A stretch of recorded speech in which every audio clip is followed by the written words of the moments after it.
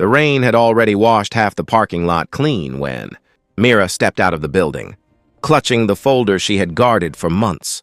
The sky was a deep violet, and the air felt heavier than usual, as if it knew something she didn't. She walked carefully toward her car, replaying the conversation she planned to have tomorrow with the board, the conversation that could save the company or destroy her career. She didn't expect anyone to be watching her, but someone was. Before she could unlock her car, 2 police officers blocked her path. They asked her name, their voices sharp, tired, and strangely urgent. She answered calmly, but they barely listened. One of them repeated an order for her to put her hands behind her back. She stared in disbelief, trying to understand whether this was a mistake or a threat. When the cold metal tightened around her wrists, she finally realized someone had set this up. She inhaled slowly, refusing to let fear take over. The officers looked tense, as though expecting her to run or fight. She didn't. She simply asked what she had done. They didn't give a real answer, only vague phrases about reports and suspicious activity. Her bag was searched, without permission. The folder she had spent months preparing was opened right there, on the wet pavement. The papers fluttered in the wind, evidence of a fraud so large she still struggled to believe it existed. One officer picked up a document and frowned. Instead of asking questions, he assumed guilt. She could see the exhaustion in his eyes. Something inside her softened, not because the situation wasn't unfair, but because she understood people make poor decisions when fear mixes with pressure. As they spoke over each other, Mira remembered how this all began. Weeks earlier, she had seen numbers that didn't add up. At first, she thought it was simply human error. But when the errors appeared in patterns, she knew something was wrong. She brought it up politely. Her manager brushed her off. She dug deeper. Someone tried to intimidate her. She stayed silent and continued working. They mocked her for being too nice, convinced kindness meant weakness. But Mira's kindness had never been weakness. It was discipline. It was clarity. It was her strength. Tonight, that strength was being tested. She tried again to explain the documents to the officers, but they ignored her voice, too focused on the words they assumed they understood. When the younger officer's hands trembled while holding her ID, she whispered gently that he didn't need to worry. She wasn't going to make anything harder. He exhaled in relief, surprised by her calmness. She should have been angry. Instead, she was steady. They didn't know she was protecting them more than herself. After more confusion, more assumptions, more tension rising unnecessarily, they decided to take her to the station. She asked for one call. They allowed it, probably expecting her to beg someone for help. They watched as she dialed and held the phone softly between her shoulder and cheek. When the call connected, her voice changed in a way none of them expected. Not panicked, not angry, just warm and a little sad. She told her husband she was okay. She told him not to worry. She told him the officers didn't know who she was or who he was. The officers exchanged smirks, assuming she was dramatizing or bluffing, but she wasn't. And that made the moment even heavier. She ended the call with a quiet, "Please come," and the officers finally seemed unsure. The young one asked who she had talked to, but she only replied that everything would make sense soon. Her patience unsettled them more than defiance ever could. The senior officer paced in frustration, convinced he was being manipulated. But Mira remained still, the rain soaking her hair, her wrists aching, her dignity untouched. She noticed how the senior officer kept glancing toward the building, almost as if he was afraid of someone watching him.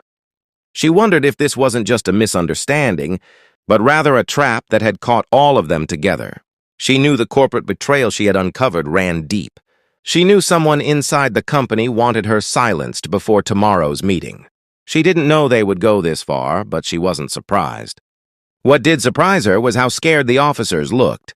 They believed they had everything under control, yet nothing in their eyes suggested confidence.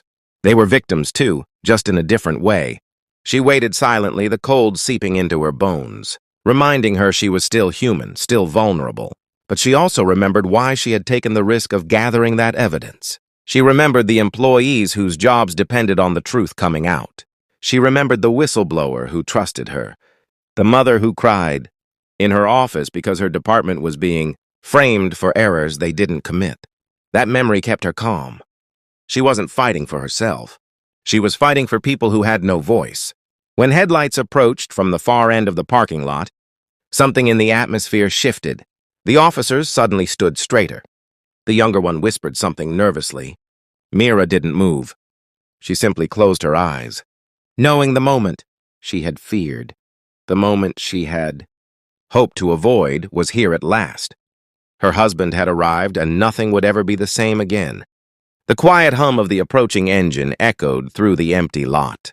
The officers stiffened, exchanging glances as the car rolled to a gentle stop. There were no flashing lights, no sirens, no signs of authority forcing its way into the scene.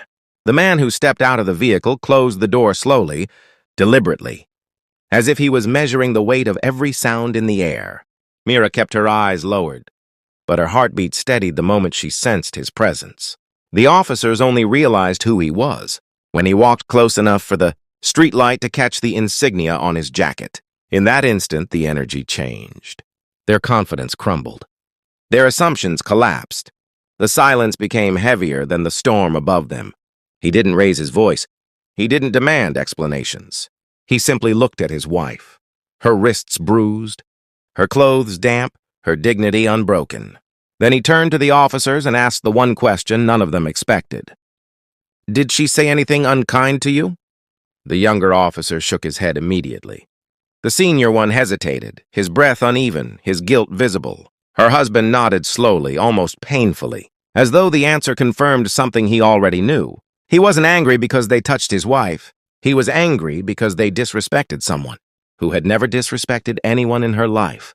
He walked to Mira and gently uncuffed her himself, not trusting the shaking hands of the officers. She flexed her wrists, the marks showing like evidence of a story she didn't choose. Instead of collapsing into his arms, she stood upright. She wasn't fragile, and he knew that better than anyone. When she finally spoke, she didn't complain. She didn't accuse. She thanked the officers for allowing her to make a phone call. That simple act of grace struck them harder than any reprimand could. Her husband explained everything with calm precision. Mira wasn't a criminal. She wasn't stealing data. She wasn't a threat. She had been quietly working with his department for months, feeding them information that would expose a large-scale corporate fraud. She had been helping them, not hurting them. The documents they carelessly tossed on the ground were crucial, evidence for an investigation that stretched far beyond the building behind them. The officers didn't just arrest an innocent woman, they arrested a whistleblower protected by federal law. The younger officer's face drained of color. He whispered an apology, his voice cracking as he confessed he had been afraid of messing up on the job.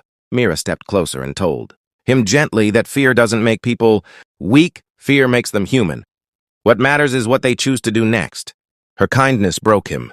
He looked away, tears collecting in the corners of his eyes, ashamed of the way he had treated someone who showed him more compassion than he deserved.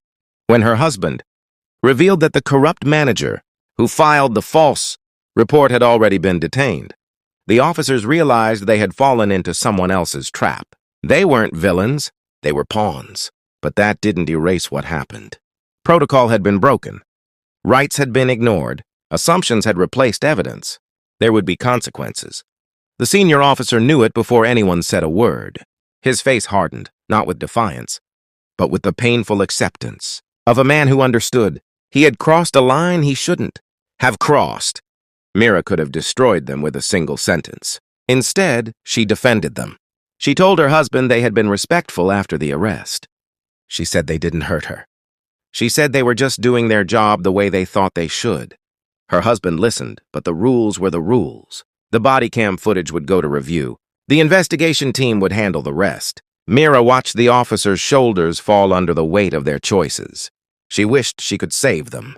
But some lessons only shape people when responsibility is allowed to take its full course. Before leaving, the younger officer approached her one last time. He apologized again, this time not as an officer, but as a person. He told her calmness changed him. He promised he would treat people differently from now on. Mira touched his arm lightly and said, "Just make sure the next person you meet feels safe. That's all anyone wants." Her words lingered in the air long after she walked away.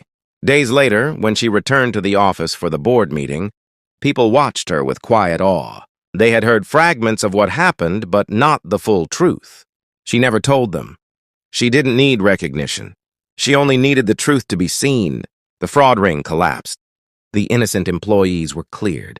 Her actions protected hundreds of people who never knew her name. That was enough. Her husband told her later that the young officer requested retraining instead of transfer. The senior one accepted disciplinary action without resentment, admitting he had lost sight of the responsibility his badge represented. Their careers ended, but their understanding began. And strangely, that was the gentle impact of Mira's kindness, the kind that doesn't punish, but transforms. She didn't set out to be a hero. She set out to do the right thing. And sometimes, the right thing changes more lives than anyone expects. Her story became a whisper, then a lesson, then a quiet reminder shared across hallways and homes. Kindness under pressure is the rarest courage, and the strongest truth is the one carried by people who fight silently for others.